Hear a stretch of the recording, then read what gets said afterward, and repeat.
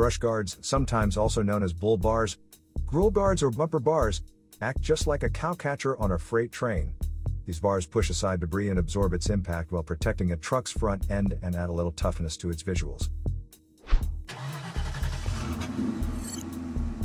It's basically a few aluminum alloys or steel bars that are mounted to the front of a car or truck and wrapped around the front of the car's bumper and hood.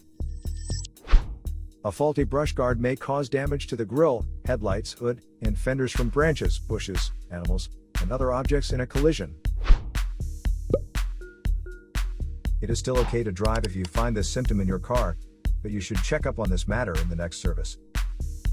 To save more money on car expenses, claim a free engine code scanner by clicking the link here or at the description link below. You're also welcome to leave comments below. Our mechanic professionals will answer them shortly. Don't forget to like and subscribe to our channel. Thanks again for watching this video.